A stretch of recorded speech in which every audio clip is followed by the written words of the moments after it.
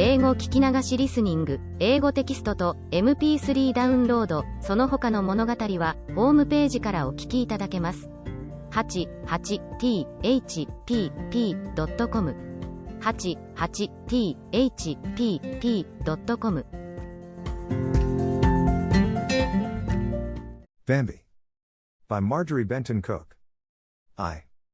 Professor James Parkhurst, I consider you a colossal failure as an educator, said Francesca, his daughter, known to friend and family as Bambina, or Bambi for short. Professor Parkhurst lifted a startled face from his newspaper and surveyed his only child across the breakfast table. My dear, what causes this sweeping assertion of my incompetence? I do. Just what did you expect me to do when I grew up? Why, to be happy. That's the profession you intended me for? Who's to pay the piper? It's expensive to be happy and also unlucrative.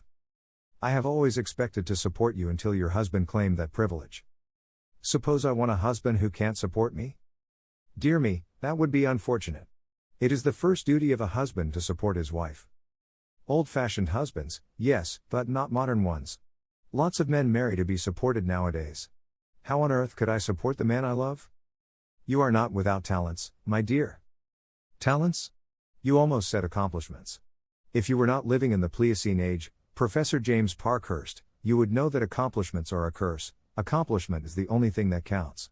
I can sing a little, play the piano a little, auction bridge a good deal, I can cook, and so fancy things. The only thing I can do well is to dance, and no real man wants to be supported by his wife's toes. The professor smiled mirthlessly. Is this a general discussion, or are you leading to a specific point, Bambi? He inquired. It's a specific charge of incompetence against you and me. Why didn't you teach me something? You know more about mathematics than the man who invented them, and I am not even sure that 2 and 2 make 4. You're young yet, my dear, you can learn. What is it you want to study? Success, and how to get it. Success, in the general sense of the word, has never seemed very important to me. To do your work well. Yes, I know. It is the fact that you have not thought success important that hampers me so in the choice of a husband. Bambina, that is the second time a husband has been mentioned in this discussion. Have you some individual under consideration? I have. I have practically decided on him. You don't tell me. Do I know the young man? Oh, yes, Jarvis Jocelyn. He has proposed to you? Oh, no. He doesn't know anything about it. I have just decided on him. But, my dear, he is penniless. That's why I reproach you that you haven't brought me up to support Jarvis in a luxury he will have to get used to. But why have you settled on this youth? I seem to recall a great many young men who are always about. I presume they admire you. Certainly this dreamer is the most ineligible of them all. Oh, yes. That's why I must take him. He'll starve to death unless someone takes him on, and looks after him. Isn't there some asylum, perhaps? Bambi's laugh rang out like a chime. A home for geniuses.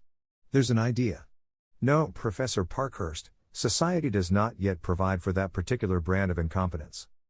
It seems as if you were going rather far in your quixotism to marry him. Again the girl laughed. I total him up like this: fine family, good blood, decent habits, handsome, healthy, poetic. He might even be affectionate. His one fault is that he is not adjusted to modern commercial standards. He cannot make money, or he will not, it comes to the same thing. I am unable to see why you are elected to take care of him. He must fit his time, or perish. You don't happen to be in love with him, do you? No, I think not. He interests me more than anybody. I suppose I am fond of him rather. Have you any reason for thinking him in love with you? Mercy, no. He hardly knows I'm alive. He uses me for a conversational blotting pad. That's my only use in his eyes. He's so very impractical. I am used to impractical men. I have taken care of you since I was 5 years old. Yes, my dear. But I am not trying to feed the world bread when it demands cheese. No, you are distinctly practical. You are only trying to prove a fourth dimension, when 3 have sufficed the world up to date. Yes, but. No buts. If it had not been for me you would have gone naked and been arrested, or have forgotten to eat and starved to death. Now, my dear Bambi, I protest. It will do you no good. Don't I remember how you started off to meet your 9 o'clock class clad in your pajamas? Oh, my child. Don't talk to me about impracticality. It's my birthright. Well, I can prove to you. I never believe anything you have to prove. If I can't see it, first thing, without any process, it isn't true. But if you represent yourself as Y, and Jarvis as X, an unknown quantity. Professor Parkhurst, stop there. There's nothing so unreliable as figures, and everybody but a mathematician knows that. Figures lie right to your face. Bambina, if you could coin your conversation, Professor Parkhurst began. I am sorry to find you unreasonable about Jarvis, Professor. He gazed at her, in his absent-minded, startled way. He had never understood her since she was first put into his hands, aged 6 months, a fluffy bundle of motherless babyhood. She never ceased to startle him. She was an enigma beyond any puzzle in mathematics he had ever brought his mind to bear upon. How old are you, Bambina? Shame on you, and you a mathematician. If James is 45, and Bambina is 2/3 of half his age, how old is Bambi? I'm 19. His startled gaze deepened. Oh, you cannot be. He objected. There you are. I told you figures lie. It says so in the family Bible, but maybe I'm only 19 years old. Dearie me. You see, I'm quite old enough to know my own mind. Have you a 9 o'clock class this morning? I have. Well, hasten, Professor, or you'll get a tardy mark. It's 10 minutes of 9 now. He jumped up from his chair and started for the door. Don't you want this notebook? She called, taking up the pad beside his plate. Yes, oh, yes, those are my notes. Where have I laid my glasses? Quick, my dear. I must not be late. On your head, said she. She followed him to the hall, reminded him of his hat, his umbrella, restored the notebook, and finally saw him off, his thin back, with its scholarly stoop, disappearing down the street. Bambina went back to the breakfast table, and took up the paper. She read all the one ads headed female. Nothing promising here, she said. I wonder if I could bring myself to teach little kids 1, 2, and 1, 2, 3 in a select dancing class? I'd loathe it. A ponderous black woman appeared in the door and filled it. Is you through? Yes, go ahead, Ardelia. Have the professor gone already? Yes, he's gone. Well, he suddenly did tell me to remin him of Southern this mornin', and I can't exactly remember what it was. Was it important? Yes'm. Seemed like I remember he tell me it was important. Serves him right for not telling me. It suddenly am queer the way he can't remember. Seem like his hide so full of figures, or what you call them, ain't no room for nothing else. You and father get 0 in memory, that's sure. I ain't got no trouble that way, Miss Bambi. I remember everything, 'cepting what you tell me to remember. The dining room door flew open at this point, and a handsome youth, with his hair upstanding, and his clothes in a wrinkle, appeared on the threshold. Bambi rose and started for him. Jarvis! She exclaimed. What has happened? Where have you been? Sleeping in the garden. That's it, that's it. Dat was what I was to remin the professor of, dat a man was sleepin' in the garden. Sleeping in our garden? But why? Because of the filthy commercialism of this age. Here I am, at the climax of my big play, a revolutionary play, I tell you, teeming with new and vital ideas, for a people on the downslide, and a landlady, a puny, insignificant aunt of a female, interrupts me to demand money, and when I assure her, most politely, that I have none, she puts me out, actually puts me out. Bambi choked back a laugh. Why didn't you come here? I did. Your father refused to see me, he was working at his crazy figures. I burst in, and demanded you, but he couldn't remember where you had gone. What a pity. Well, I told him I would wait in the garden. If necessary, I would sleep there. Yasm, that's when he called me in, to tell me to be in him. That will do, Ardelia. Yasm, said the handmaiden, and withdrew. Now, go on. I was full of my big act, so I walked and walked for hours. Then I lay down in the summer house, and I must have gone to sleep. Go up and take a bath, and come down to some breakfast. I will send Ardelia to get some of father's things for you if you need them. All right, but don't delay with breakfast. If I don't get this act down, I may lose it. That fiend, in female guise, held my paper. Go on. Get ready. He plunged out, and Bambi went to send Ardelia to him, while she cooked his eggs and fried his bacon. As she worked, she smiled, out of sheer amusement. In due course of time, he appeared, freshened up, and with renewed eagerness to be at work. He scarcely noticed Bambina as she served his breakfast. He ate as if he were starved. "I suppose the landlady held your clothes?" "I don't know. I didn't ask. It was unimportant." "How much do you owe her?" He looked at her in surprise. "I have no idea." "Have you any money at all?" "Certainly not. I'd have given it to her if I had, so she wouldn't interrupt me." "What are you going to do?" "Oh, I don't know. I can't think about it now. I am full of this big idea. It's a dramatization of the brotherhood of man, of a sublime, socialistic world. Has it occurred to you, ever, Jarvis, that the world isn't ready for the brotherhood of man yet? It's just out of the tent stage, where war is the whole duty of man. But it must be ready," he urged, seriously, "for I am here with my message." She smiled at him as one would at a conceited child. "Poor old Jarvis, straight out of Elysian fields. Were you thinking of sleeping in the summer house permanently?" "Oh, it doesn't matter, only the play matters. Give me some paper, Bambi, and let me get to work." She rose and went to stand before him. "Would you mind looking at me?" He turned his eyes on her. "Not just your eyes, Jarvis. Look at me with your mind." "What's the matter with you?" he asked, slightly irritated. "Do you like my looks?" "I've never noticed them." "That's what I'm asking you to do. Look me over." He stared at her. "Yes, you're pretty, you're very pretty. Some people might call you beautiful. Don't overdo it, Jarvis. Have you ever noticed my disposition?" "No, yes. Well, I know you're patient, and you must be good-natured." "I am. I am also healthy and cheerful." "I don't doubt it. Where is the paper?" She put her hands on his shoulders and shook him gently. "Jarvis, I want you to give me your full attention for 5 minutes. What ails you today, Bambi?"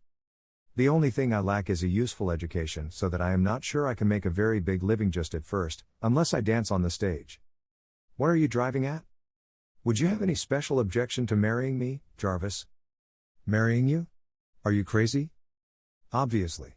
Have you?" "Certainly I won't marry you. I am too busy." "You disappoint me, Bambi, you do, indeed.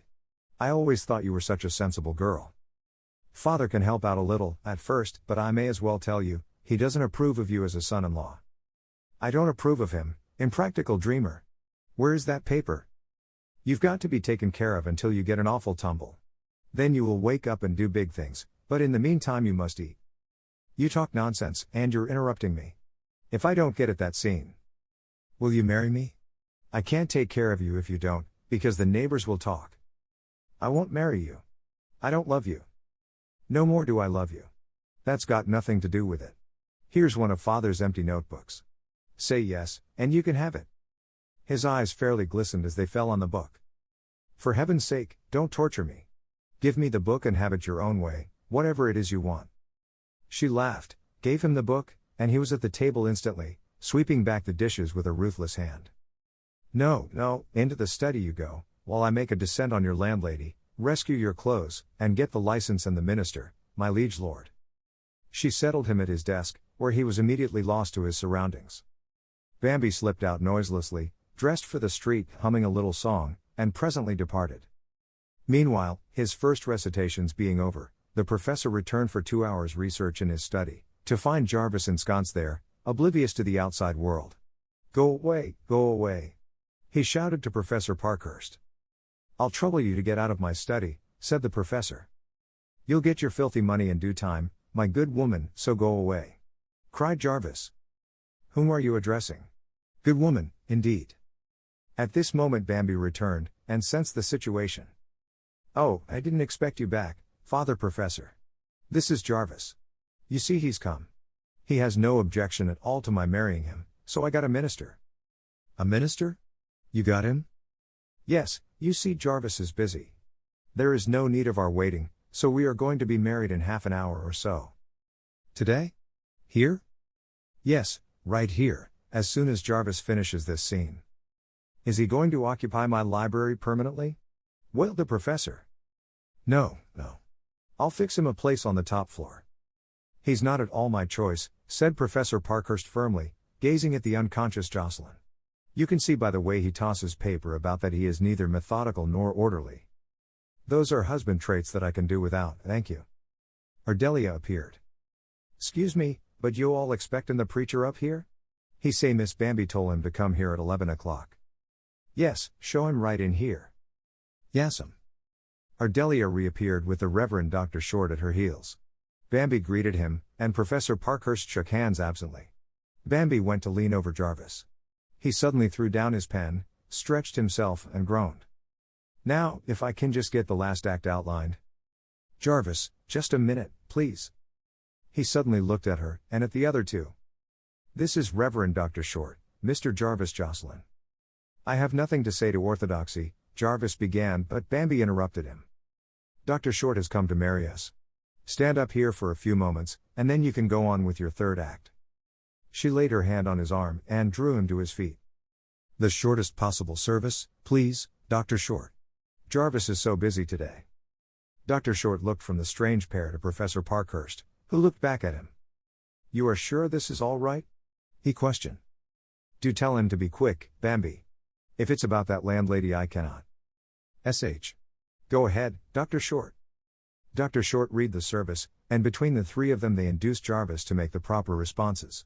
He seemed utterly unaware of what was going on about him, and at the end of a brief service, when Bambi's hand was taken from his arm, he sat down to work at once.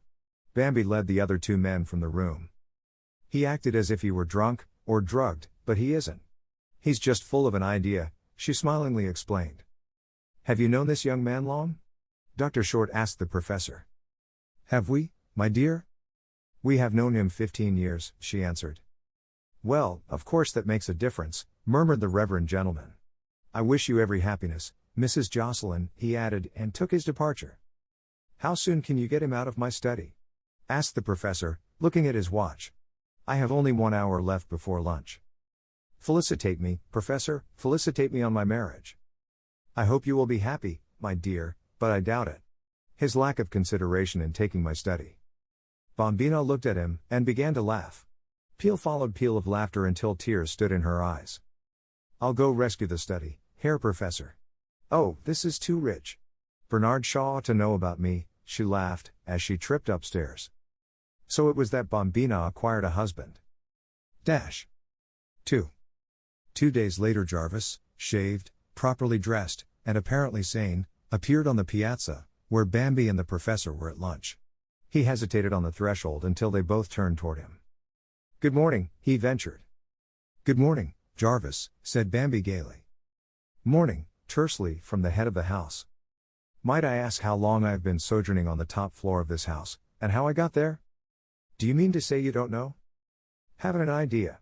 I have a faint recollection of a big disturbance, and then peace, heavenly peace, with black coffee every once in a while, and big ideas flowing like Niagara. Bambina's eyes shone at him, but her father looked troubled. You know what the big disturbance was, don't you? He asked. It seems to me I wanted paper, that somebody was taking my things away. You'd better tell him, Francesca, he doesn't remember, so I don't think it can be legal. Jarvis looked from one to the other. What's all this? I don't seem to get you. Bambi's laugh bubbled over. You get me, all right. For goodness sake, talk sense.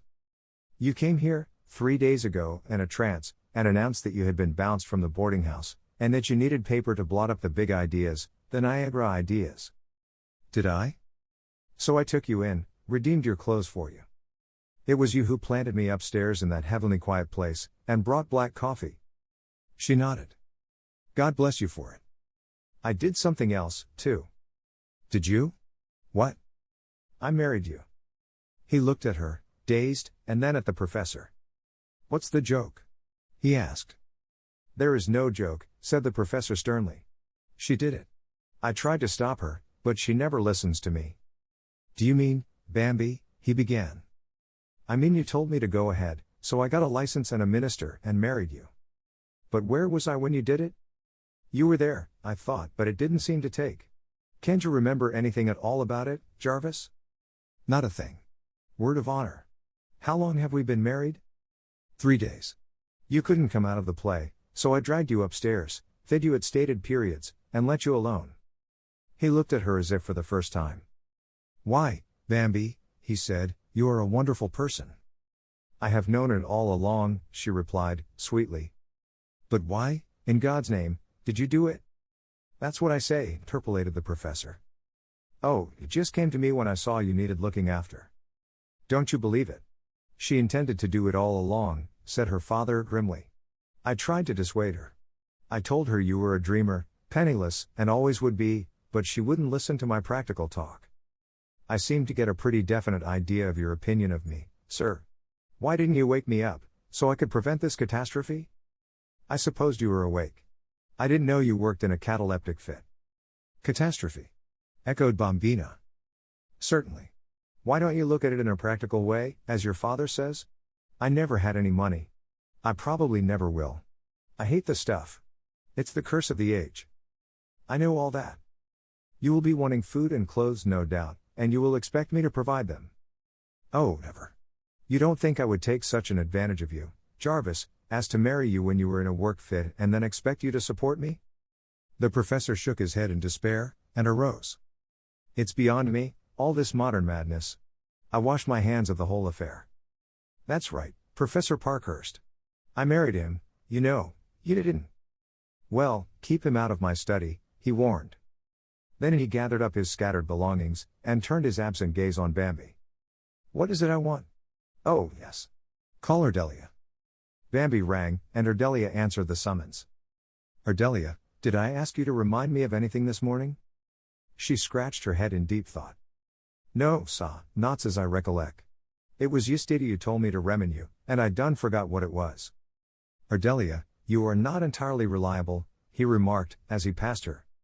No, sa. I ain't just what you call, she muttered, following him out. Bambi brought up the rear, chuckling over this daily controversy, which never failed to amuse her.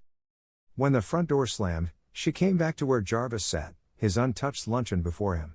He watched her closely as she flashed into the room, like some swift, vivid bird perching opposite him. I spoiled your luncheon, she laughed. Bambi, why did you do this thing? Good heavens, I don't know. I did it because I suppose. You wanted to marry me? He persisted. I thought I ought to. Somebody had to look after you, and I am used to looking after father. I like helpless men. So you were sorry for me? It was pity. Rubbish. I believe in you. If you have a chance to work out your salvation, you will be a big man. If you are hectored to death, you will kill yourself, or compromise, and that will be the end of you. You see that, you understand. He pushed back his chair and came to her.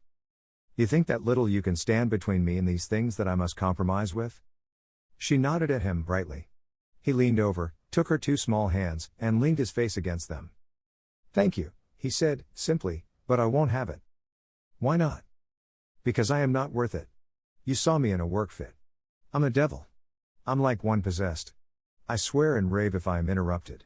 I can't eat nor sleep till I get the madness out of me. I am not human. I am not normal.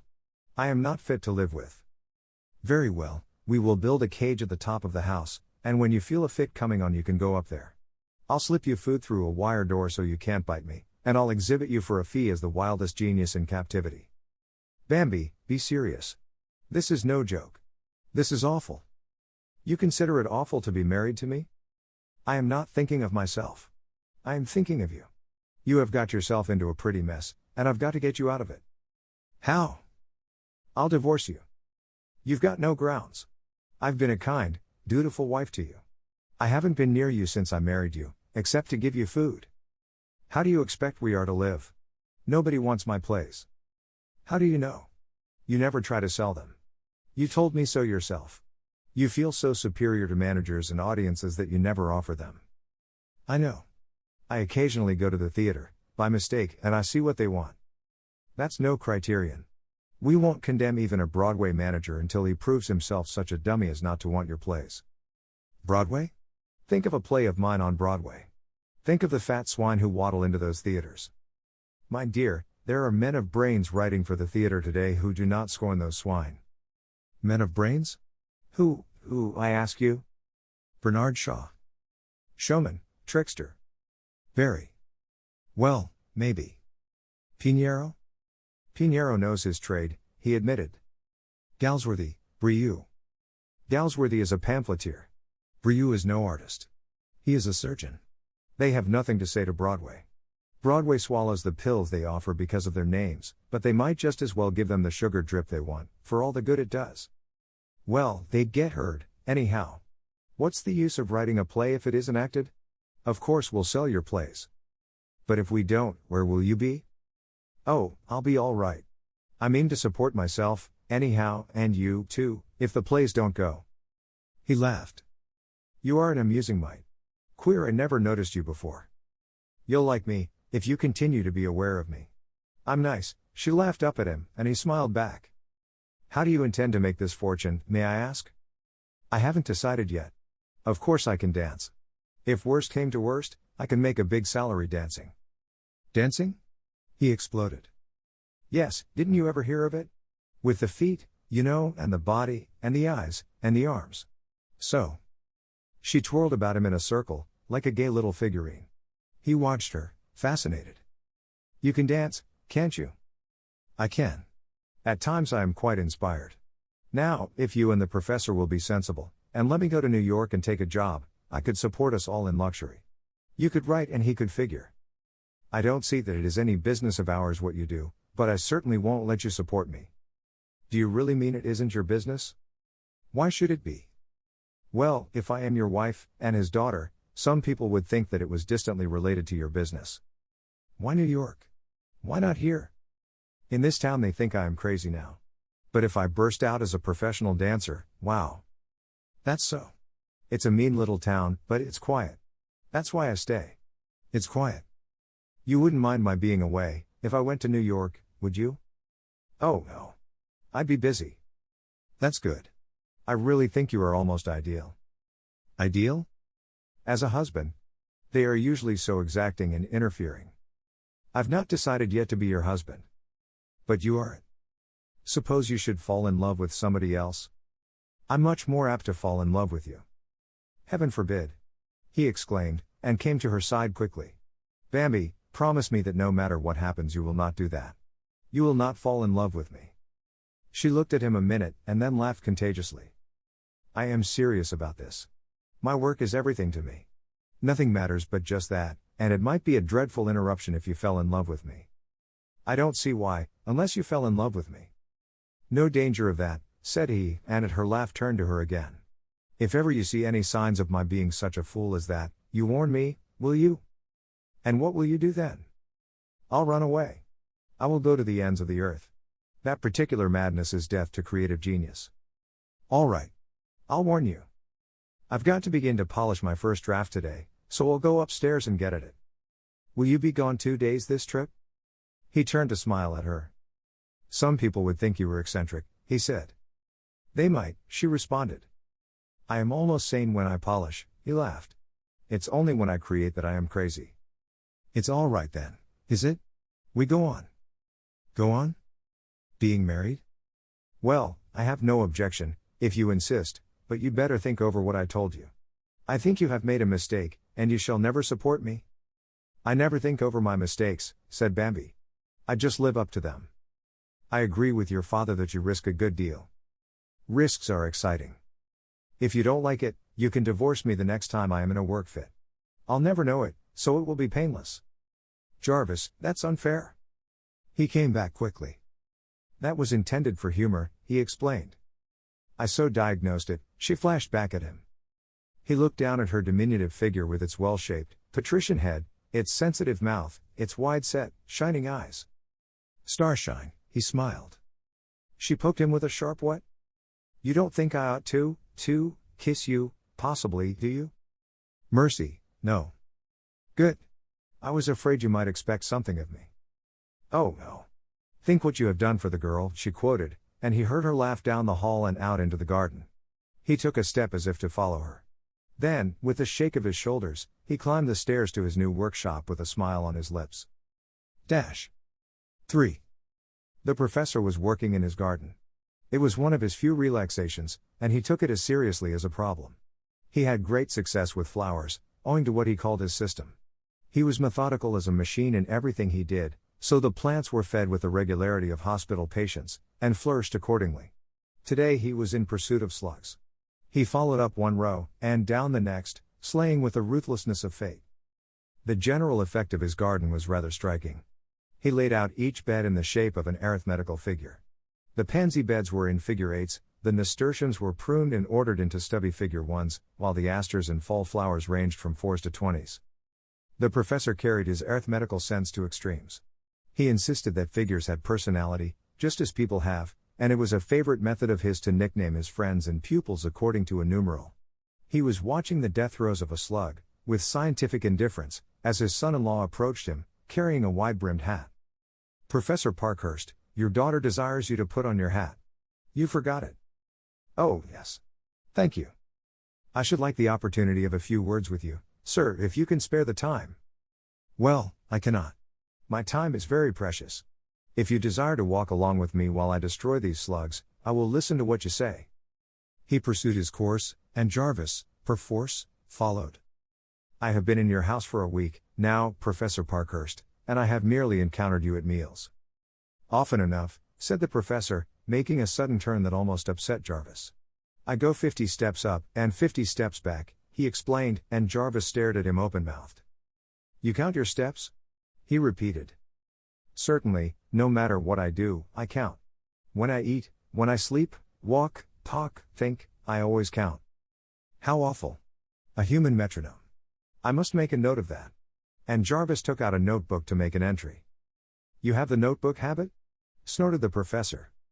"Yes, I can't afford to waste ideas, suggestions, thoughts." "Bah! A most offensive habit.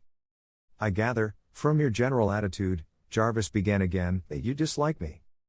"I neither like nor dislike you. I don't know you. You never will know me, at this rate. I am not sure that I care to." "Why not? What have you against me?" "You are not practical." "Do you consider yourself practical?" "I do. I am the acme of practical.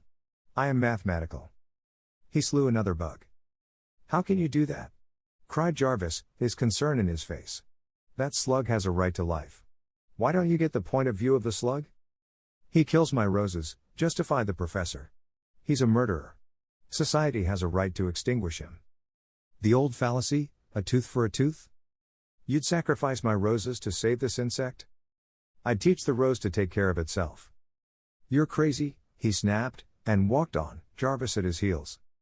"I didn't come to quarrel with you about our views of gardening, or of life. I realize that we have no common ground. You are of the past, and I am of the future. There is nobody more modern than I am," cried the professor.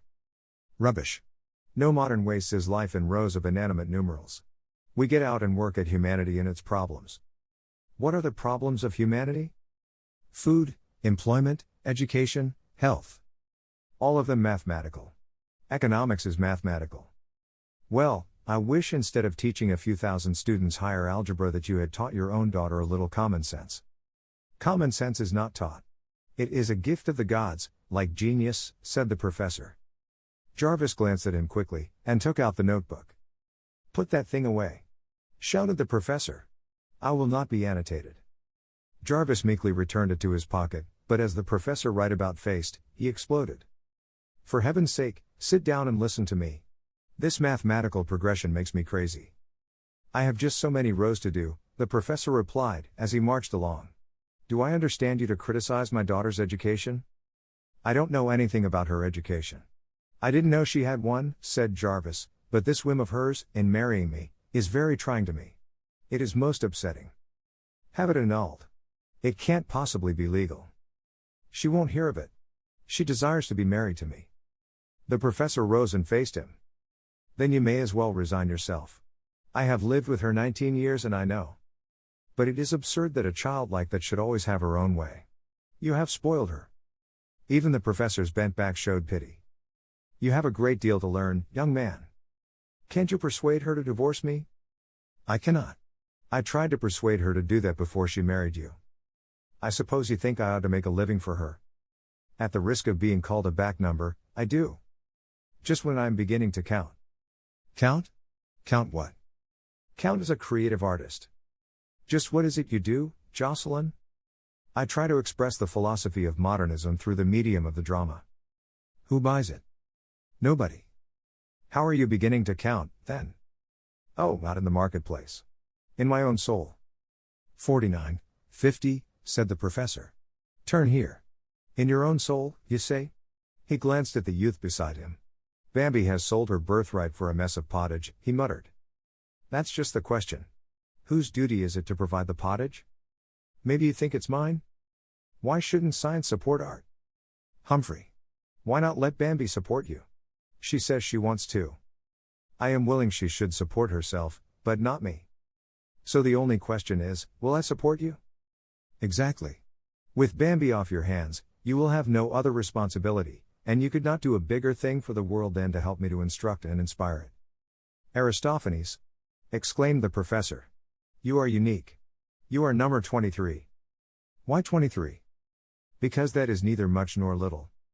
Your daughter thinks my plays will sell, but I tell you frankly I doubt it. How can you instruct and inspire if nobody listens? They must listen in the end, else why am I here? The professor relinquished his chase, to stare again. You are at least sincere in your belief in yourself. 23. I'd like to hear some of these great ideas of yours. Very well. I am going to read a play to your daughter this evening. If you care to come, you may listen. Then you will see that it would pay you to stake me for a couple of years. I'll come and listen.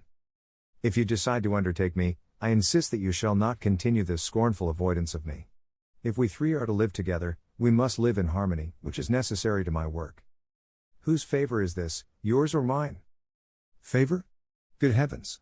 You don't think it is a favor to give me food and a roof for 2 years, do you? I thought it was an opportunity for you. The professor, not easily moved to mirth, did an imitation of laughter, holding both his sides. Jarvis turned his charming, boyish smile upon him, and walked up the path to the house. Strange what things amused Bambi and her parent. That night, after dinner, Bambi arranged the electric reading light in the screened porch, drew a big chair beside it, placed the professor's favorite chaise lounge nearby, and got him into it. Then she went in search of her performer. She looked all over the house for him, to finally discover him on the top floor in hiding. Come on. I've got everything all ready, even the professor. I am terrified, Jarvis admitted. Suppose you should not understand what I have written? Suppose you thought it was all rubbish? If I think so, I will say so. Isn't that the idea? You are trying it on the dog to see if it goes? If you think it is rubbish, don't say anything. How silly. If you are spending your time on trash, you ought to know it, and get over it, and begin to write sense. I feel like one of the professor's slugs, he muttered. Better try us on the simplest one. Well, I will read you success. She ran downstairs, and he followed, to the piazza. There was no sign of the professor. Ardelia, called Bambi, where is the professor? I don't know, ma'am. I seen him headed for the garden. Professor Parkhurst, come in here. Bambi called. We are to hear Jarvis's play. Oh, that is it. I couldn't remember why I was placed in that chair, and Ardelia couldn't remember. So it occurred to me that I had forgotten my trowel, he said. He put the trowel, absent-mindedly, in the tea basket, and took the seat arranged for Jarvis. Here, you sit in your regular seat, Bambi objected, hauling him up. That isn't wise, my dear. I am sure to go to sleep. We'll see that you don't, she laughed. I've never heard a play read aloud that I can remember, said the professor. You will probably be very irritating, then. Don't interrupt me. If you fumble things, or make a noise, I'll stop. That knowledge helps some, retorted the professor, with a twinkle. If I can't stand it, I'll whistle. Be quiet, said his daughter. Go ahead, Jarvis. What is this play supposed to be about? Professor Parkhurst inquired. The title is Success. It is about a woman who sold herself for success, and paid with her soul. Is it a comedy? Good Lord, no. I don't try to make people laugh. I make them think. Go ahead. Don't interrupt again, father. Jarvis began to read, nervously at first, then with greater confidence. He read intelligently, but without dramatic value, and Bambi longed to seize the manuscript and do it herself. Once, during the first act, the professor cleared his throat. Don't do that, said Jarvis, without pausing for the professor's hasty apology. The play told the story of a woman whose God was success. She sacrificed everything to him. First her mother and father were offered up, that she might have a career. Then her lover. She married a man she did not love, that she might mount one step higher, and finally she sacrificed her child to her devouring ambition. When she reached the goal she had visioned from the first, she was no longer a human being, with powers of enjoyment or suffering. She was, instead, a monster, incapable of appreciating what she had won, and in despair she killed herself. There were big scenes, some bold, telling strokes, in Jarvis's handling of his theme. Again, it was utterly lacking in drama. The author stopped the action and took to the pulpit. At the end of the first act he stopped and looked at the faces of his audience. The professor was awake and deeply puzzled. This strange young man was holding up to his view a perfectly strange anomaly which he called a woman. The professor had never dreamed of such a hybrid. He couldn't grasp it. He gasped at Jarvis's audacity. Bambi sat curled up in the end of a wicker couch, her feet drawn under her, like a Chinese idol, every nerve attuned to attention. He noticed how, without words, she seemed to emanate responsiveness and understanding. "Well," he said. "Let's wait until you have finished to discuss it," she said. "Is it any good?" "In spots it's great. In other spots it is incredibly rotten." "My child," protested the professor. "Go on," she ordered. The second act began well, mounted halfway to its climax, and fell flat. Some of the lines, embodying the new individualistic philosophy of woman, roused the professor to protest. "Rubbish, sir!" he cried. "Impossible rubbish. No woman ever thought such things." "Take your nose out of your calculus, and look about you, professor," retorted Jarvis.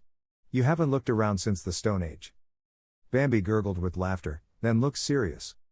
"He's fallen on an idea just the same, Jarvis. Your woman isn't convincing." "But she's true," he protested. "We don't care a fig whether she's true, unless she's true to us," she answered him. "Go on with your last act." "You don't like it, what's the use?" "Don't be silly. I am deeply interested. Go on." He began a little hopelessly, feeling the atmosphere, by that subtle sense that makes the creative artist like a sensitive plant where his work is at stake. The third act failed to ascend, or to resolve the situation. He merely carried it as far as it interested him, and then dropped it. As he closed the manuscript, Bambi reached out her hand for it. "Give it to me, in my hand," she ordered. He obeyed, questioningly. "I feel as if it was such a big thing, mangled and bleeding. I want to hold it and help it." "Mangled?" "Yes. Don't you feel it? She isn't a woman. She's a monster. You don't believe her. You won't believe her, because you hate her. But she's true. She lives today. She is the woman of now," he repeated. "No, no, no. Woman may approximate this, but she doesn't reason it out. Let her be fine, and big, and righteously ambitious. Make us sympathize with her. But I am preaching against her. All the better. Make her a tragedy. Show the futility of it all. She didn't kill herself. You killed her." "Do you write plays?" he asked her. "No, but I feel drama. This is big, but it is all man psychology. You don't know your woman." "I should hope not," said the professor. "You needn't tell me there are such women in the world. She is worse than Lucretia Borgia."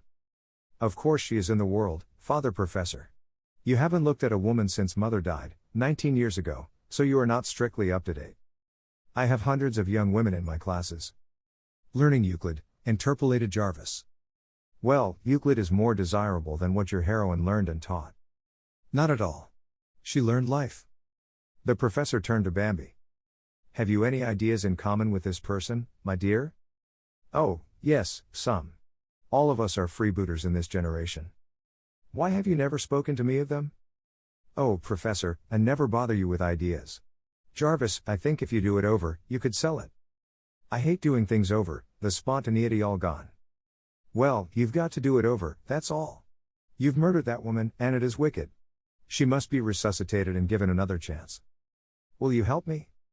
She looked at him with a quick flash of pleasure. "Oh, I would so love to. I can't help you build it, but I can tell you what I feel is wrong. We will begin tomorrow." "Are all your works as extreme as this?" queried the professor. "They are all cross-sections of life, which is extreme," replied Jarvis. "You young people read riddles into life. It is as simple as 2 + 2 is 4. There you are, 2 + 2 does not necessarily make 4. It makes 5 or 40. It depends on the symbols. Nothing in the world is exact, or final. Everything is changeable, fluidic. That's the whole fabric of modern thought." The professor's horrified glance was turned upon them. Oh dear, There you go, upsetting everything. You are a pair of maniacs, both of you. You ought to be shut away from people, with your wild ideas. He rushed out into his garden, sure of its calm, its mathematical exactness. He was really disturbed by the ultramodern theories these ardent young iconoclasts forced him to consider. Poor Father Professor, laughed Bambi, at his retreat. Why do you let him stay back there in the Middle Ages? He's happier there. It's peaceful. Modern times distress him so when he remembers them. I suppose you are not an average family, are you? He asked. I suppose not, she admitted. You are irritating, but interesting. I warn you to let Father alone. He's too old to be hauled up to date. Just consider him an interesting survival and let him be. I'll let him be. I'll put him in a play. He's good copy. He'll never know himself, so it won't matter. They talked late about Jarvis's work, his methods of writing, the length of time it took him to conceive and work out a play. It all fascinated Bambi. She felt that a wonderful interest had come into her life. A new thing was to be created, each day under her roof, near her. She was to have part in it, help in its shaping to perfection. She gloated over the days to come, and a warm rush of gratitude to Jarvis for bringing her this sense of his need of her made her burst out. Oh, life is such fun. He looked at her closely. You are a queer little mite, said he. The mite is mightier than the sword, she laughed, starting for the garden. You go to bed, so you can get an early start on that play. I'll round up the professor. He's forgotten to bring himself in. He obeyed without objection. He felt, all at once, like a ship at anchor after long years of floating aimlessly, but, manlike, he took his good fortune as his just right, and it never occurred to him to thank Bambi for his new sense of peace and well-being.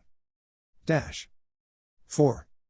The marriage of Jarvis and Bambi furnished the town with a 10 days topic of conversation, a fact to which they were perfectly indifferent. Then it was accepted, as any other wonder, such as a comet passing, or an airship disaster. In the meantime the strangely assorted trio fell into a more or less comfortable relationship. Jarvis and the professor almost came to blows, but for the most part the diplomatic Bambi kept peace. Both men appealed to her for everything and she took care of them like babies. She called them the Heavenly Twins and found endless amusement in their dependence on her. Sometimes she did not see Jarvis for days. His study and bedroom were on the top floor, and when he was in a work fit he forgot to come to meals. She let him alone, only seeing that he ate what she sent up to him. Sometimes his light burned all night. She would go to the foot of the stairs and listen to him reading scenes aloud in the early dawn, but she never interfered with him in any way. He plunged into the remaking of success with characteristic abandon. He destroyed the old version entirely, and began on a new one. When he had the framework completed, he summoned Bambi for a private view. She condemned certain parts, praised others, flashed new thoughts upon him, forced him to new viewpoints. He raved at her, defended his ideas, refuted her arguments, and invariably accepted every contribution. When he came to an impasse, he howled through the house for her, like a lost child wailing for its mother. These daily councils of war, his incessant need of her, interfered with her plan of a career as a danseuse. She found that her days were resolving themselves into two portions, times when Jarvis needed her, and times when he did not.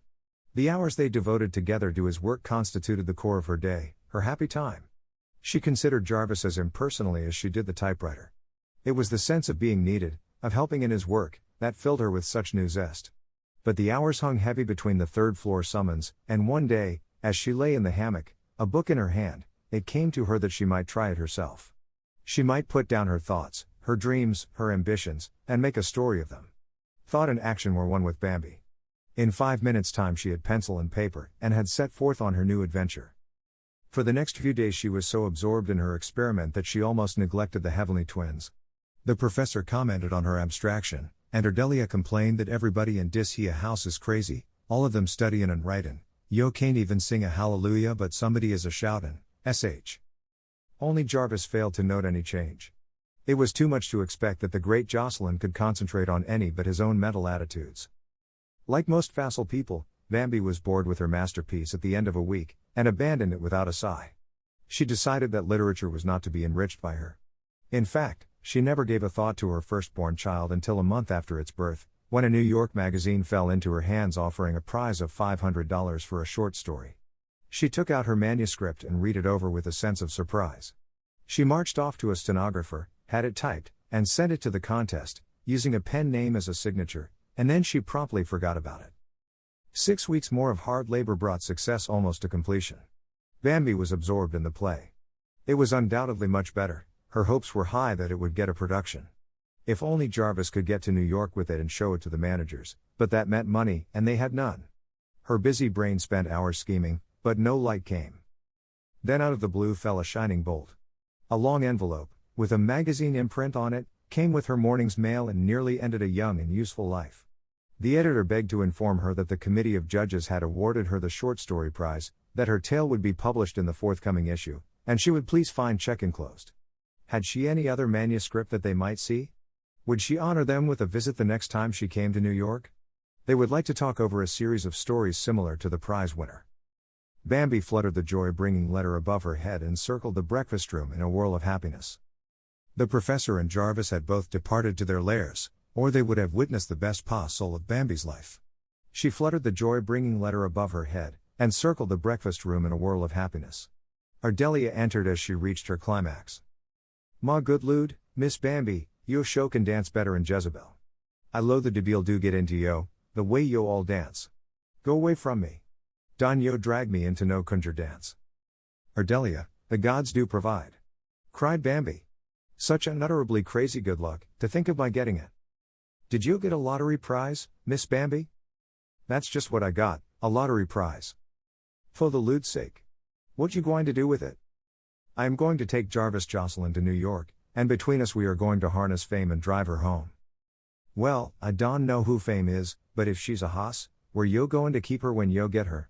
We ain't got no barn for her." Bambi laughed. "We'll stable her all right, Ardelia, if we can catch her. This is a secret between you and me.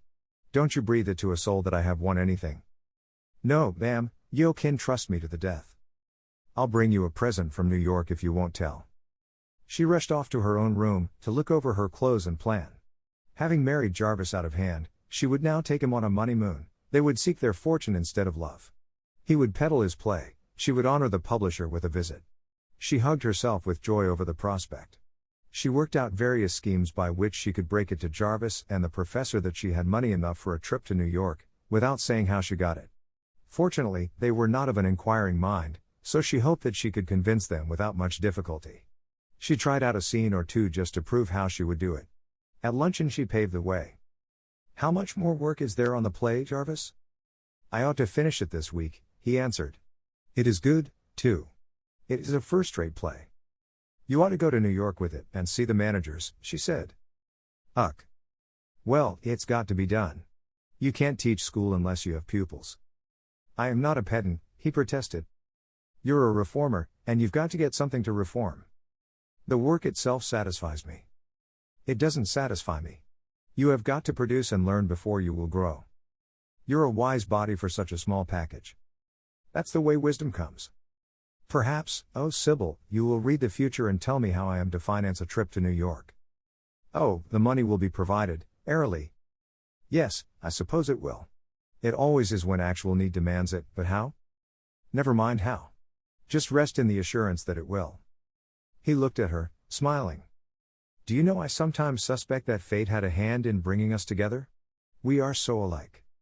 "We are so alike we're different," she amended, laughing. She waited until next day to explode her bomb. "I think if you finish up the play this week, Jarvis, we can have it typed early next week, and get off to New York on Friday or Saturday." He stared at her. "On foot?" he inquired. "Oh no. I find I have the money." "You find you have it? You had that much and didn't know it?" He exploded so loudly that the professor came to, and paid attention. "I am careless about these things," Bambi murmured. "What's all this?" queried the professor. "What I can't see is that if you had money enough to pay up my board bill, why you married me," continued Jarvis. "Just one of my whims." "I am so whimsical," retorted Bambi. "Would you mind telling me?" begged the professor. "She's got money enough to take us to New York," repeated Jarvis. "Thank you. I don't wish to go to that terrible place. Of all the distressing, improbable places, New York is the worst," replied Professor Parkhurst. "Be calm, Professor. I was not planning to take you," soothed his daughter. "But what is to be done with me?" he inquired, anxiously. "You are to be left the one sole duty of Ardelia, to be overfed and pampered until you aren't fit to live with." But you can't go off alone with Jarvis. Why not? I am married to him. Yes, I suppose you are, but you seem so unmarried, he objected. We will have to practice up a few married poses, Jarvis. You must not act so interested in me. Father says we don't act married. I am not in the least interested in you, Jarvis defended himself, valiantly. There, Father, could anything be more husband-like? Where did you get the money, Jarvis? The professor asked. I didn't get it. She got it. Why, my dear, protested her father, where did you get any money? I have turned lady burglar. What? Cheer up. It's butter and eggs money. Butter and eggs money? Repeated Jarvis. Certainly. The downtrodden farmer's wife always gives up her butter and eggs money to save the family fortunes, or build a new barn. What are you talking about? Interrupted the professor. I don't know why the fact that I have a little money saved up should start a riot in this family. I have to go to New York on business, and as Jarvis has to go to see managers about success, I merely propose that we go together. What business have you in New York, my dear? My own, Professor Darling. Excuse me, he hastened to add. Certainly, she replied, blithely. I hate New York, said Jarvis. How long do you suppose we will have to stay? I adore New York, and we will stay as long as the money holds out. Would you mind stating, in round figures, how much you have? The professor remarked. I would. I detest figures, round or oblong. I have enough. I hope you won't get there, and then call on me for a supply, as you usually do, my dear. I am a little short this spring. You two have no confidence in me. If you will just put your trust in Bambi, I'll mend the fortunes of this family so you will never be able to find the patch. The two men laughed in spite of themselves, and the matter was dropped, but Bambi herself took the manuscript of success to the stenographer, with strict orders as to a time limit. She led Jarvis, protesting, to a tailor's, to order a suit of clothes. She restocked him in collars, shirts, and ties. In fact, she handled the situation like a diplomat, buying the railroad tickets with a thrill of anticipation. Jarvis made no protest at all, until the night before they were to start. He came to her and offered her a little black notebook. What is this? I want you to put down every cent we spend. This is a loan, you understand. It's a gift from the gods. Go offer libations. I don't want your old debit and credit book. He laid his hand on her shoulder, and looked into her shining eyes. Good little fairy, he said, I want to put some gold dust in the pot, too. Wait until we get to the end of the rainbow. Just keep a record for me. My mind is such a sieve, he said, offering the spurned black book. All right. Give me the Black Maria. I will ride your figures in it. That was a pun. You ought to be spanked. Oh, Orvis, isn't it fun? She cried to him. Is it? I feel that turning salesman and approaching a manager is like marching to the block. Poor old dreamer. Suppose you stay home and let me peddle the play. Not much. I will shoulder my own pack. I feel like a crusader myself. I'd rather be me than anybody on earth. The most extraordinary thing about you is your rapture, he commented, seriously. She ran away, singing then long and folk to go on pilgrimages. The next day they set forth on their journey. Bambi left lists all over the house as reminders for the professor. Ardelia had orders enough to maneuver an army. The professor went to the station with them, and absent-mindedly kissed Jarvis goodbye, which infuriated his victim and nearly sent Bambi into hysterics. As the train pulled out, she leaned from the window and called, Go home, now, Professor. And with a mechanical jerk he turned and started off in the direction indicated. I never leave him with any comfort, she admitted to Jarvis. He is so apt to mislay himself. He always makes me think of a mechanical toy, ever since he told me that he always counted whatever he did. I am sure that you wind him up, like a watch, every night. Poor old dear. Funny I should have chosen him for a father, isn't it? I think your choice of relations is distinctly queer. My Queer Relations. That's a good title. Everybody would understand it at once. Thank heaven, I haven't any, queer or otherwise. Didn't you ever have any? No. Just growed? He nodded. I remember a funny old man you lived with, when I first knew you. Wasn't he a relative? No, he found me someplace. What's the difference? Do you care? No, I'm glad. I am sure I couldn't abide in laws. Over the luncheon table he suddenly looked at her, as if for the first time. He noticed that all the eyes in the crowded diner were upon her. What's the matter? She asked, intercepting his glance. Do people always stare at you? He inquired. She swept the car with an indifferent glance. I don't know. I never noticed. It's queer for us to be going off like this, he said, in a startled tone. It seems perfectly natural to me. Are you embarrassed? She asked, suddenly aware of a new quality in him. No, certainly not, he defended himself. It was 5 o'clock when they drew into Grand Central Station, a time when the whole duty of man seems to be to get out of New York and into the suburbs. An army of ants ran through the great blue vaulted rotunda, streaming into the narrow tunnels, where the steel horses were puffing and steaming. The sense of rushing waters was upon Jarvis. He halted, stunned and helpless. Isn't it great? All the tribes of Shem, Ham, and Japhet, cried Bambi, at his elbow. She piloted him through, big, powerful, bewildered Jarvis.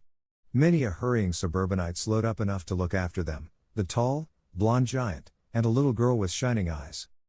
Where are we going? Jarvis asked, with childlike confidence that she would know. Gramercy Park. We'll put up at a club. We'll act rich and take a taxi. She ordered the driver to go down the avenue slowly, and as he jolted around the crowded corner of 42nd Street, onto the smooth asphalt, Bambi leaned forward eagerly. Good evening, Mrs. New York, and all you people out there. We're here, Jarvis and I. Good evening, home of the books, she nodded to the library. Good evening, Mrs. New York, and all you people there. We're here, Jarvis and I. She turned and caught his rare smile. You're happy, aren't you? He remarked. Perfectly. I feel as if I were breathing electricity. Don't you like all these people? No, I feel that there are too many of them. There should be half as many, and better done. Until we learn not to breed like rabbits, we will never accomplish a creditable race. Such good-looking rabbits though, Jarvis. Yes. Sleek and empty-headed. All hopping uptown, to nibble something, she chuckled. Life is such foolishness, he said, in disgust. Oh no. Life is such ecstasy, she threw back at him, as the cab drew up to the clubhouse door. Dash. V. Bambi was out of bed and at her window the next morning early. Her room faced on Gramercy Park, and the early morning sun fell across the little square so sacred to the memory of past glories, and bathed the trees in their new green drapery with a soft, impressionistic color. Her eyes swept around the square, hastening over the great white apartment buildings, our modern atrocities, to linger over the old houses, which her swift imagination peopled with the fashion and pomp of another day. Spring in the city. Breathed Bambi. Spring in New York. She was tempted to run to Jarvis's door and tap him awake, to drink it in too, but she remembered that Jarvis did not care for the fleshpots, so she enjoyed her early hour alone. It was very quiet in the park, only an occasional milk wagon rattled down the street. There is a sort of hush that comes at that hour, even in New York.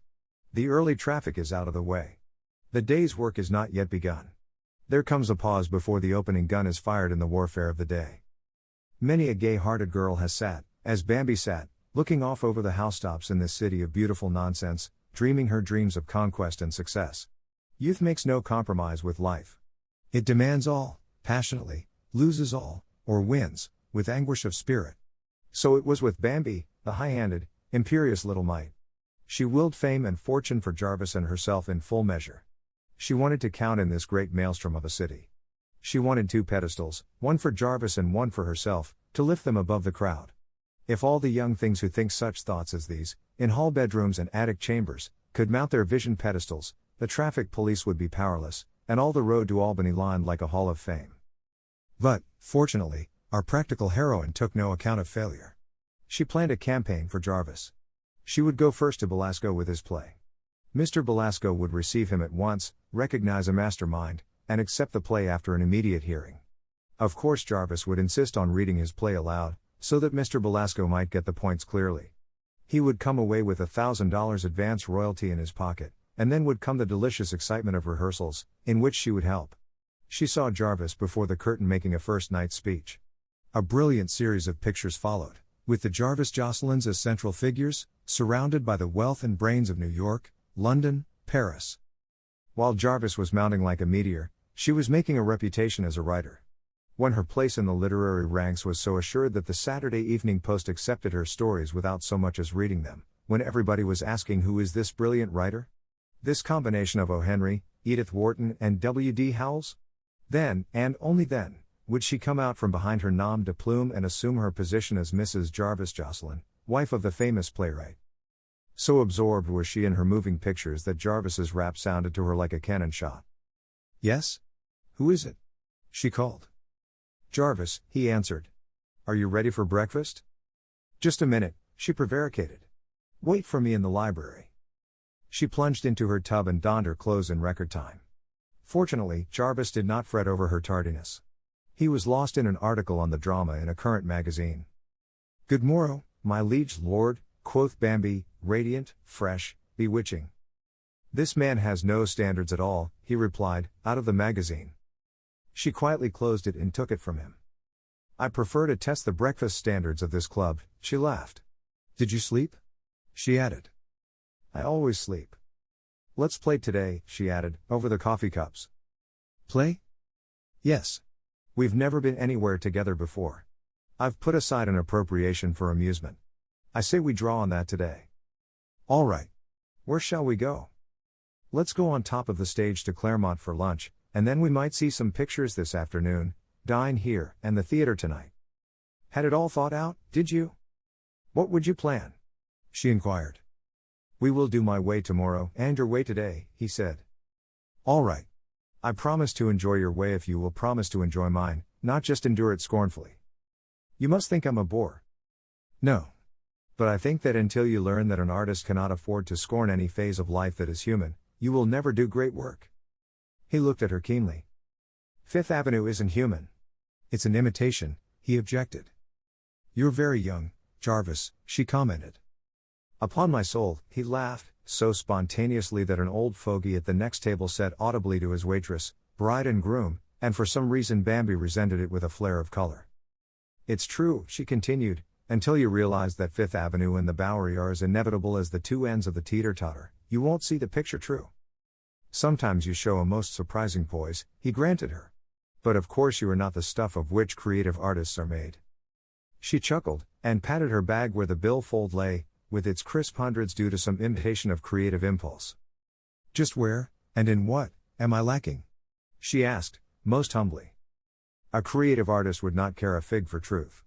He creates an impression of truth out of a lie if necessary. "But I am in the direct line from Ananias," she protested. "I inherit creative talent of that brand." So they laughed and chattered, in the first real companionship they had ever known. True to the plan, they ascended the stage at 18th Street, Bambi in a flutter of happiness. As the panorama of that most fascinating highway unrolled before them, she constantly touched this and that and the other object with the wand of her vivid imagination. Jarvis watched her with amused astonishment, for the first time really thoroughly aware of her. Again he noticed that wherever she was a lodestone for all eyes. He decided that it was not beauty, in the strictest sense of the word, but a sort of radiance which emanated from her like an aura. 23rd Street cut across their path with its teeming throngs. Madison Square lay smiling in the sunshine like a happy courtesan, with no hint of its real use as wayside inn for all the old, the poor, the derelict, whose tired feet could find refuge there. The vista of the avenue lay ahead. "It's like a necklace of sparkling pearls," Bambi said, with incessant craning of her neck. "I feel like standing up and singing the song of the bazaars. There isn't a stuff, nor a silk, nor a gem from Araby to Samarkand that isn't here." "It bewitches you, doesn't it?" Jarvis commented. "Think of the wonder of it. Camel trains and caravans, merchant ships on all the seas, trains, and electric trucks, all bringing the booty of the world to this great, shining bazaar for you and me. It's thrilling." "So it is," he agreed. "I hope you mark the proportion of shops for men, dresses, hats, jewels, furs, motor clothes, tea rooms, candy shops, corsetiers, florists, bootmakers, all for women.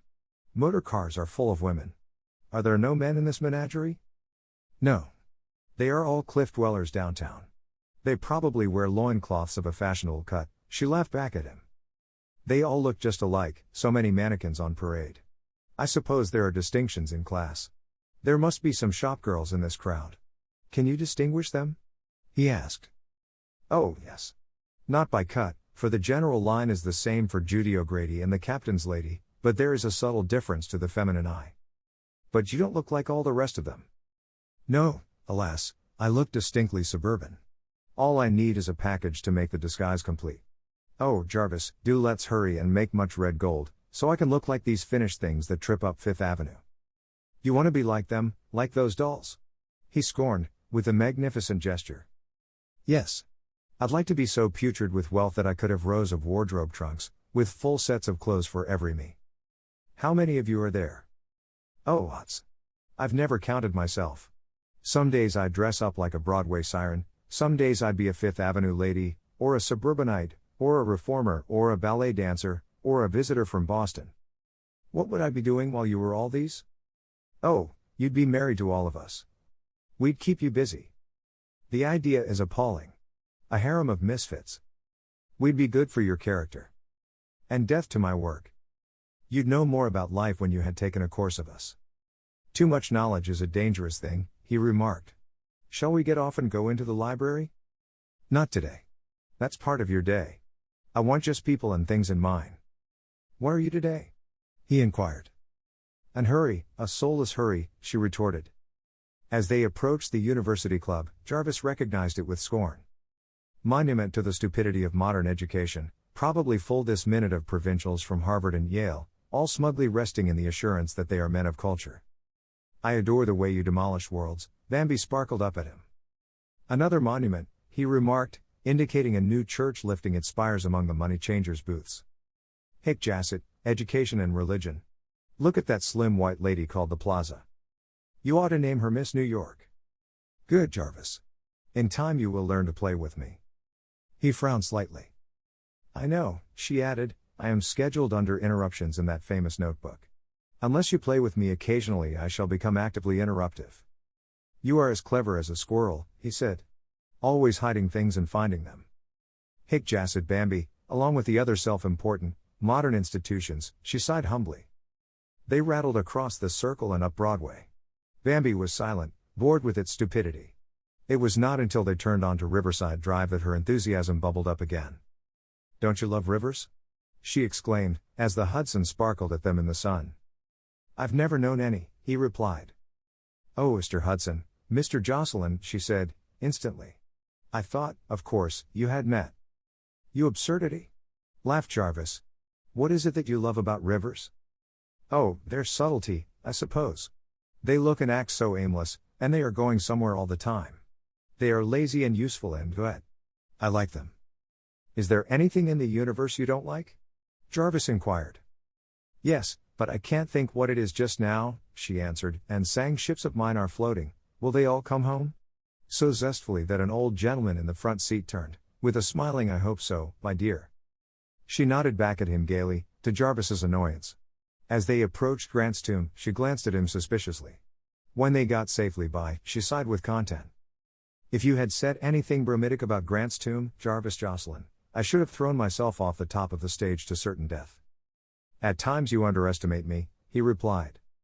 At Claremont, Bambi ordered a most enticing repast, and they were very gay. Everybody seemed gay, too. The sun shone, the early spring air was soft, and a certain gala-stolen sweets air of Claremont made it seem their most intimate meal. Everybody smiled at Bambi and she smiled back. Nice sort of hooky place, isn't it? She commented. Do you know the man at the next table? Which one? The fat one, who is staring so. Oh no. I thought you meant the one who lifts his glass to me every time he drinks. Jarvis pushed back his chair furiously. I will smash his head, he said, rising. Jarvis. Sit down. You silly thing.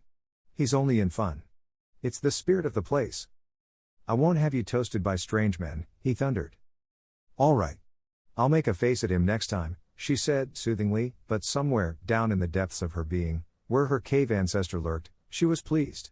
As they finished their coffee, Bambi picked up the check, which the waiter laid beside Jarvis's plate. Do you mind my paying it? Would you rather do it? Certainly not. It's your money. Why should I pretend about it? She could have hugged him for it. Instead, she overfed the waiter. It's too heavenly, out of doors, for pictures, after all, she said, as they came out onto the drive. What shall we do? Let's get that double-decker again, and ride until we come to the end of the world. Righto. Here it comes, now. Downtown they went, to Washington Square, where they dismounted, to wander off at random. All at once they were in another world. It was like an Alice in Wonderland adventure. They stepped out of the quiet of the green, shady quadrangle into a narrow street, swarming with life. Innumerable children, everywhere, shrieking and running at games. Fat mothers and babies along the curb, bargaining with pushcart men. A wheezing hurdy-gurdy, with every other note gone to the limbo of lost chords, rasped and leaked jerky tunes. All the shops had foreign names on the windows, not even an English spoken here sign. The fresh wind blew down the dirty street and peppered everything with dust. Newspapers increased their circulation in a most irritating manner underfoot. The place was hideous, lifting its raucous cry to the fair spring sky. Jarvis looked at Bambi, silenced, for once. Her face registered a loud protest. "Well?" he challenged her. "Oh, I hate ugliness so. It's like pain. Is it very weak of me to hate ugliness?" she begged. "It's very natural, and no doubt weak. I wouldn't mind the thought of poverty so much, not hunger, nor thirst, nor cold, but dirt and hideousness, they are too terrible. This is life in the raw. You like it dressed for Fifth Avenue better," he taunted. "Do you prefer this?" "Infinitely." She looked about again, with a sense of having missed his point. "Because it's fight, hand-to-throat fight?" "Yes. You can teach these people. They don't know anything. They are dumb beasts. You can give them tongue. It's too late to teach your upper end." A woman passed close, with a baby, covered with great sores. Bambi caught at Jarvis's sleeve and tottered a step. "I feel a little sick," she faltered. He caught her hand through his arm, and hurried her quickly back the way they had come. As they mounted the stage, he looked at her white face. "We will have to expurgate life for you, Miss Might." No. I want it all. I must get hardened." Back at the club, she hurried into her hot bath, with a vague hope of washing off all traces of that awful street. But their talk at dinner was desultory and rather serious. Jarvis talked for the most part, elaborating schemes of social reform and the handling of our immigrant brothers. They started off to the theater, with no definite plan. Bambi's spirits rose to the lights of Broadway, like a trout to a silver shiner. There is a hectic joyousness on Broadway, a personification of the eat, drink and be merry, for tomorrow we die spirit which warms you, like champagne, or chills you, like the icy hand of despair, according to your mood. Bambi skipped along beside Jarvis, twittering gaily. "People are happy, aren't they?" Surface veneer. "Jarvis, you old bogey man, hiding in the dark, to jump out and say boo. That's my work, booing frauds. Let's go in here," he added. "Damaged goods," Bambi read on the theater poster. "Do you know anything about it?" "I've read it. It is not amusing," he added. She followed him without replying. The theater was packed with a motley audience of unrelated people. Professors and their wives, reformers, writers, mothers with adolescent sons, mothers with young daughters, what, in Broadway parlance, is called a highbrow audience, a striking group of people gathered together to mark a daring experiment of our audacious times, a surgical clinic on a social sore, up to this moment hidden, neglected, whispered about. Bambi came to it with an open mind. She had heard of Brieux, his dramatic tracts, but she had not seen the text of this play, nor was she prepared for it. The first act horrified her into silence during the whole intermission. The second act racked her with sobs, and the last act piled up the agony to the breaking point. They made their way out to the street, part of that quiet audience which scarcely spoke, so deep was the impression of the play. Broadway glared and grinned and gambled, goat-like. Bambi clung to Jarvis tightly. He looked down at her swollen face, red eyes, and bewildered mouth without a word. He put her into a taxicab and got in after her. In silence she looked out at the glittering white way. "The veneer is all rubbed off. I can see only bones," she said, and caught her breath in a sob.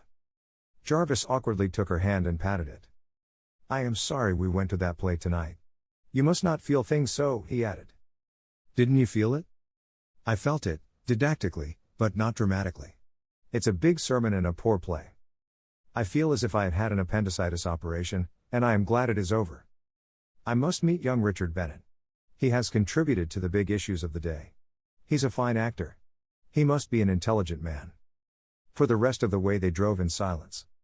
"Tired?" Jarvis asked as they neared the club. She looked so little and crumpled, with all the shine drowned in her eyes. "Life has beaten me raw today," she answered him, with a shadowy smile. Vi. Bambi announced the next morning that she had to have an entire day in which to get over damaged goods. Jarvis was nothing loath to put off the evil hour when he was to start on his manager hunt. So they agreed on one more day of freedom. The clouds threatened, so they looked over the papers for an announcement of picture exhibitions, concerts, and lectures. The choice was bewildering. They finally decided on a morning lecture, at Berkeley Lyceum, entitled The Religion of the Democrat. They made their way to the little theater, in a leisurely manner, to find the street blocked with motor cars, the sidewalk and foyer crowded with fashionable women, fully half an hour before the lecture was announced. Distracted ushers tried to find places for the endless stream of ardent culturites, until even the stage was invaded and packed in solid rows. "This is astonishing," said Jarvis. "What on earth do these fine birds care for democracy?" "Must be the lecturer," said wise Bambi. "Humphrey. A little mental pap before they run on to lunch." The cackle and babble ceased suddenly as the chairman and lecturer appeared. After a few announcements, the leading man was introduced. Bambi was right. It was the man. You felt personality in the slow way he swept the audience with his eyes, in the charming, friendly smile, and the humor of his face. The women fairly purred. Jarvis grunted impatiently, and Bambi felt a sense of guilt for her ready response to this man, who had not yet spoken. Then he began, in a good, resonant voice, to hook this lecture to the one of the week before. "Oh, the course," Bambi whispered. Jarvis nodded. He wished he was well out of it. He hated the woman-idle kind of lecturer. Then a stray phrase caught his wandering attention, and he began to listen. The man had the gift of tongues. That was evident. This was his last conscious comment. It seemed but a few minutes later that he turned to Bambi, as the lecturer sat down. She sat forward in her chair, with that absorbed responsiveness he had marked in her before. He touched her before she realized that it was time to go. "That was big, wasn't it?" she said. "It was. He is somebody." He gave them real meat instead of pap. "And they liked it," Bambi said, reaching for her furs, her bag, and her umbrella, strewn under the seat in her trance. "That fellow is all right. He makes you feel that there are fine, big things to be done in the world, and that you must be about it, not tomorrow, but today," Jarvis said, as they pushed their way out. "I wonder what these women are doing about it?" Bambi speculated. "Talking." "Goo." She scoffed at him. They strolled, with the strollers, on the avenue. They ate what Jarvis dubbed a soupçon of lunch in a tea shop, and to elude a dribble of rain they betook themselves to the Armory, down on 17th Street, to the much-talked-of International Modern Art Exhibition. Adam and Eve, the first day in the garden, could not have been any more dazed than these two young things who had strayed in out of the rain. No sated sensibilities here, prodded by the constant shocks of metropolitan latest thing, but fresh, enthusiastic interest was their priceless possession. They wandered aimlessly through several rooms, until they emerged into the cubist and futurist sections and stood rooted to the floor with surprise and horror. "What are these?" Bambi demanded. "Damaged goods," Jarvis laughed, with a rare attempt at a joke. "Are they serious?" "Tragic, I should say." He looked about with an expression of amusement, but Bambi felt actual, physical nausea at the sight of the vivid blue and orange and purple. "It's wicked," she said, between closed teeth. "Let's sit down and try to get the idea," said Jarvis. "There isn't any idea." "Oh, yes, there must be. The directors would never get together an acre of these atrocities unless there was some excuse. It's low and degenerate. It's a school of hideousness. Come away. You go sit in another room if you like. I'm going to give these fellows a fair chance. Maybe they've got hold of something new. There is nothing new about that awful woman with a decayed face. She has been dead for weeks. Just put your emotions away, Bambi, and train your mind on this thing. Here is a whole school of men, working in a new medium, along new ideas. They can't all be crazy, you know." "You like it?" "Of course I don't like it, but it interests me. I haven't read or heard anything about it, so it is a shock." "You shall not make for yourselves false images," she said, shaking her head. "Maybe these maniacs are trying to break up the conventions of painting and sculpture. They want more freedom. They are anarchists, vandals. Possibly, but if they are necessary to the development of a bigger art expression, they ought to work in secret and exhibit in the dark. No. We have to be prepared for it. Our old standards have got to go. I feel as medieval as the professor. I never really understood him before. We ought to bring him here." "I think it would kill him," Bambi answered. They spent a couple of hours, and then went back to the club. For some reason the cubists had stirred Jarvis deeply. He divined something new and sincere, where Bambi felt only pose and degeneracy. "When you think of that awful street and damaged goods, and that exhibit of horrors, all in 2 days. I don't wonder I feel like an old woman, she said. Suppose we stay in tonight? There is some kind of special meeting announced here, to discuss the drama. We might go in for a little while.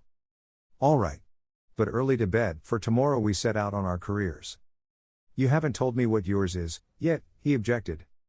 Mine is a secret. The dining room of the club was entirely full when they went down, and the hum of talk and laughter roused Bambi's tired sensibilities. It's quite jolly, she said. Some of the people look interesting, don't they? I talked to that little man, over there, with the red necktie, while I was waiting for you, and he has ideas. Lovely woman with him. They chatted personalities for a while. Seems ages since we left home, doesn't it? Yes. Big mental experiences obliterate time. The professor has forgotten to write, of course. He has probably forgotten us. Oh no. I feel that I am getting rather well acquainted with you, he nodded and smiled. How do you like me, now that you have met me? She teased. You are an interesting specimen oversensitized. Jarvis. She protested. I sound like a cubist picture. After dinner they drifted with the crowd into the art gallery, where they talked to several people who introduced themselves. It was very friendly and social. The lecturer they had heard in the morning was there. Jarvis went to speak to him and brought him back to Bambi. She found him jolly and responsive. She even dared to twit him about his feminine audience. People seated themselves in groups, and finally a chairman made some remarks about the modern drama and invited a discussion. A dramatic critic made cynical comment on the so-called uplift plays, which roused Jarvis to indignation. To Bambi's surprise, he was on his feet instantly and a torrent of words was spilled upon the dramatic critic. He held the attention closely, in an impassioned plea for thoughtful drama, not necessarily didactic, but the serious handling of vital problems in comedy, if necessary, or even in farce. It need not be such harrowing work as Brieux makes it, but if the man who had things to say could and would conquer the technique of dramatic writing, he would reach the biggest audiences that could be provided, which ought to pay him for the severity of his apprenticeship. Bambi thrilled with pride in him, his handsome face, his passionate idealism, and his eloquence. He sat down, amid much applause, and Bambi knew he had made his place among these clever people. He took some part in the discussion that followed, and when they went upstairs she marked the flush of excitement and the alive look of his face. I was proud of you, Jarvis, she said, as they stopped at her door. Nonsense. The man I talked against was a duffer, but this has been a great day, he said. This place stimulates you every minute. Tomorrow we move on Broadway, Captain Jocelyn. Get your forces in order to advance. Very good, General. Good night, sir. Good night. As she closed her door she skipped across the room. She knew the first gun had been fired when Jarvis rose to speak. If she was to act as commander in the making of his career, she was glad she had a personality to work with. Nobody would forget that Greek head, with its close-cropped brown curls, those dreaming blue eyes, and that sensitive, over-controlled mouth. Her own dreams were wrought about them. 7. The day which Bambi foretold would sometime be famous in history dawned propitiously, with sun and soft airs. A sense of excitement got them up early. Breakfast was over, and Jarvis ready for action, by 8:30. I don't believe Mr. Belasco will be down this early, Jarvis, Bambi said.